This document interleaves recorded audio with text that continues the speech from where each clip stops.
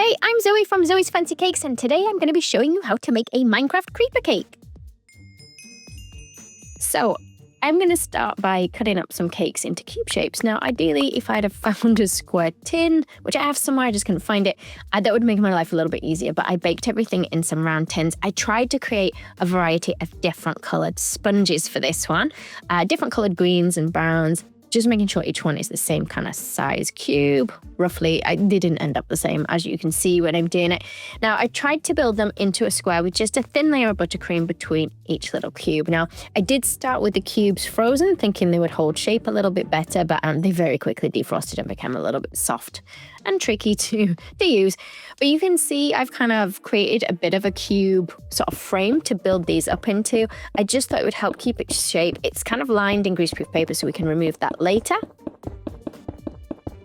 Last one in.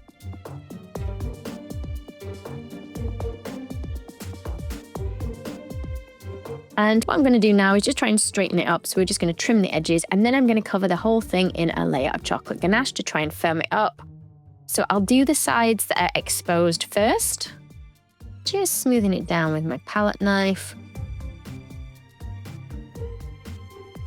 And you can go over with 2 layers to make it a little bit neater. And what I'm going to do is just cut off this corner. I've still got to ganache the other sides at this stage as well, but I'm just going to cut off a corner because this is where it's going to go into like the little structure that I've built for it. Because I want this one to stand kind of on its corner. It probably would have been easier if I'd have just done it stood up as it is now, but no, I decided I was going to create this little corner, and that was going to support the whole thing. I should have thought this through a little bit more, because as you'll see later in the video, the weight of the cake does cause it to crack a little bit, which you could see at the beginning, but you know, it's fine. I learned for next time, and hopefully you guys can learn from my mistakes. So I'm taking it out of the little card thing, kind of switching it around so you see the card things now on the other side, because it is going to need some kind of support if we're putting it on its corner. And then I'm just going to cover the other sides now that are exposed in chocolate ganache and just scrape over them with like a large or long scraper to just try and smooth everything down. So it does need a bit more smoothing. And then I'm going to just heat up the scraper just to run over it again. That should hopefully help me smooth it down a little bit more. If you're going to put a couple of layers on, just let your first layer of ganache set first as well. So I coloured up some fondant, thinking I would probably make the grass effect by covering the cake in fondant. I also have some leftover green sponge as well. And then I thought, actually, do you know what? Why don't I just cover it in coconut? Because you can see I printed it off. I know this is black and white. You can see the texture is very grass-like. I thought coconut, we've used that before in videos. Obviously not in the eyes. So we can make some coconut. All it is food colouring mixed with the desiccated coconut. If I'm saying desiccated right, I might be pronouncing that wrong. There is a video on here for that, guys. So I will link below the video so that you can go see that one in more detail if you want. So once it's ganached, I can place it on my little stand, and at the moment it spins. And I'm going to use that print off that I did earlier to use as like a bit of a template just to mark on where I want its face to go.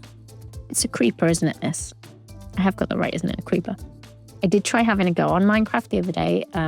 I couldn't even work out how to move the guy on it. I'm very bad with computer games, to be honest. I like them, but I'm still bad with them. But I think I would like to go see the film. I think the film looks really good.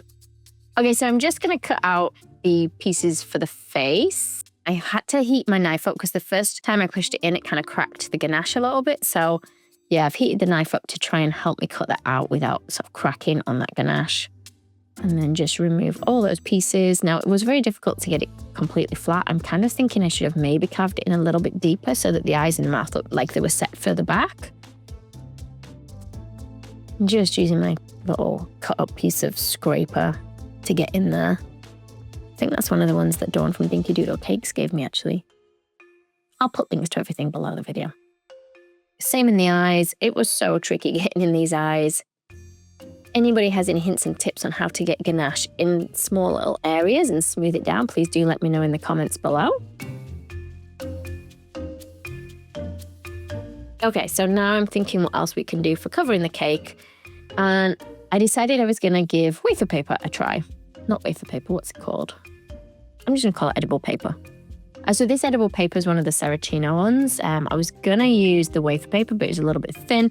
I just wanted to try and put some colour on. So these are just powdered food dusts. So once my edible paper has dried with that food colour, the edible powder colour which I painted on, I'm going to cut that into really small little grass-like pieces. I think it actually looks quite nice because the coconut is good, but I think I need something a little bit longer. You can also cut out tiny little circles in the paper as well, and we'll try and make little leaves out of those. And then I'm just going to paint in some black food colouring into these spaces for the eyes. So this is just the powder colour mixed with some rejuvenator spirit, or you can use like clear alcohol, or you can even use lemon essence to paint it in, or to create a paint with the powders, I should say. Okay, so here's what we're going to use for our covering. So we've got rid of the fondant. I'm not going to use that. I've mixed some, it looks like grey. It was supposed to be like black. Buttercream, just so we've got like a dark background behind all this stuff. And then I've crumbled up my cake. I've got some tiny pieces of that paper grass. And then my coconut. And I just tried to mix all of them together to see what kind of texture that gave me. And then I'm going to do it like one side at a time, just spreading on a layer of buttercream and then pushing the coconut onto that. Well, the coconut mix. It's coconut and all sorts in there. So it kind of looks nice where can you see the longer bits of grass kind of hang down? I did have difficulty not making a huge amount of mess and getting it to stick. I just had to press it pretty firmly on there. Now, around the eyes was very tricky. I managed to drop the coconut mix just in every hole and gap there was. So you can see it all looks like very kind of short grass on this side. So we're going to add a bit later on. Once I've gone around all the sides in the same way, I'm just going to add the longer pieces and the extra bits that stick out. And excuse the fact that you can see a Christmas tree in the background. My plan was to make some Christmas videos in advance, and that's why there's a Christmas tree in the background. I just haven't got round to doing it. So the Christmas tree is still there. It's not that like I'm a big Christmas fanatic.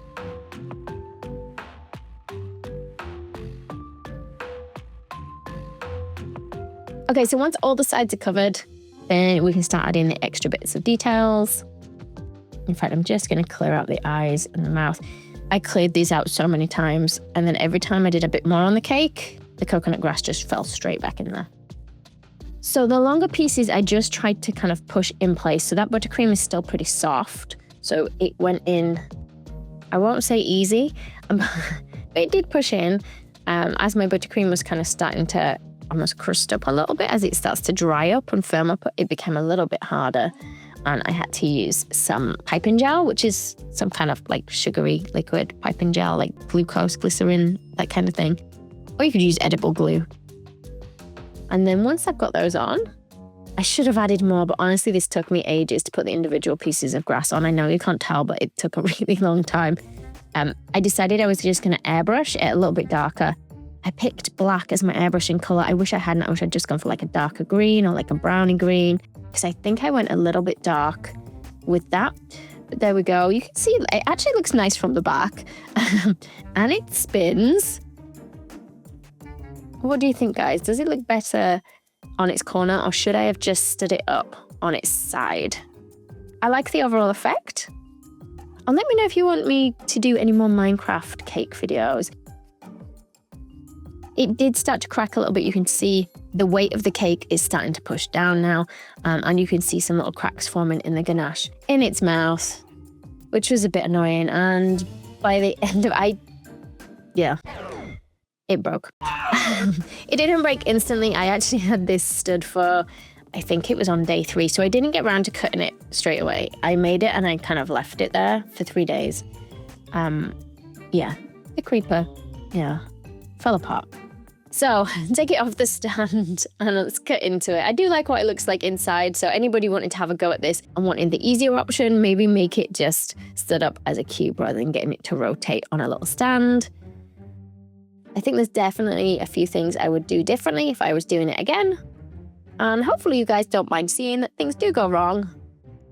Probably more often than people realize.